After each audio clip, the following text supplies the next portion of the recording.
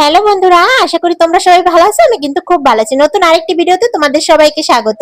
আজকে আমি শুটকি ভুনা করব, তোমরা পুরো রেসিপিটি ফলো করবা। তো শুটকি ভুনা করার জন্য প্রথমে আমি পেঁয়াজ কুচি, রসুন কুচি ফ্রাই প্যানে দিয়ে দিলাম, দেখতে পাচ্ছ। চুলা লো আঁচে রেখে তেল দিয়ে দিলাম, তেল দিয়ে একটু ভেজে নিচ্ছি। আর পেঁয়াজ কুচি, রসুন কুচি যাতে তাড়াতাড়ি করে নরম হয় তার জন্য আমি লবণ ব্যবহার করছি, কারণ লবণ দিলে তাড়াতাড়ি করে ভাজা হয়ে যায়। তো আমি লবণ দিয়ে দিলাম, দিয়ে ভেজে নিলাম পেঁয়াজ রসুন কুচি, ভালো করে ভেজে নিলাম, দেখতেই পাচ্ছ ভেজে নিচ্ছি।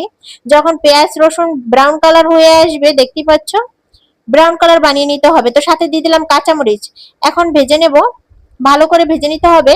তখন পেঁয়াজ কুচি, রসুন কুচি, কাঁচামরিচ ভালো করে ভেজে নিচ্ছে, একদম ব্রাউন কালার হয়ে আসলে আমি জল দিয়ে দেবো। তো ব্রাউন কালার হয়ে গেছে, জল দিয়ে দিলাম, দেখতেই পাচ্ছ অল্প পরিমাণে জল দিয়ে দিলাম, যেহেতু মশলা কষাবো তাই অল্প পরিমাণে জল ব্যবহার করলাম। সাথে হলুদ দিয়ে দিলাম 1 চামচ, মরিচ গুঁড়ো দিয়ে দিলাম।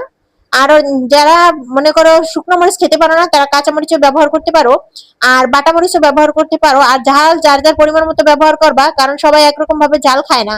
তো আমি ধনিয়ার গুঁড়ো দিয়ে দিলাম অল্প পরিমাণে, ঝাল সবাই একরকম খায় না, তার জন্য ঝাল যার যার পরিমাণ মতো দিবা। তেল দিয়ে দিলাম কাঁচা তেল, কারণ কাঁচা মশলার গন্ধ আসতে পারে, তাই কাঁচা তেল ব্যবহার করলাম। সাথে দিয়ে দিলাম শুটকি ছোট ছোট করে কেটে, আমি গরম জল দিয়ে লবণ দিয়ে ভালো করে ধুয়ে নিয়েছি, যাতে বাজে একটা স্মেল আসে ওটা না আসে।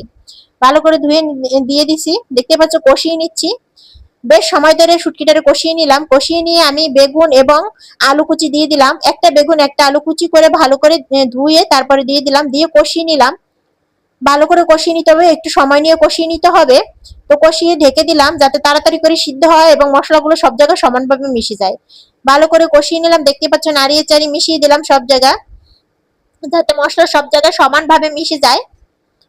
তারপরে অল্প পরিমাণে জল দিয়ে দিলাম, অল্প পরিমাণে জল দিয়ে দিলাম, সাথে দিয়ে দিলাম ধনিয়া শাক কুচি, ধনিয়া শাক কুচি দিয়ে দিলাম।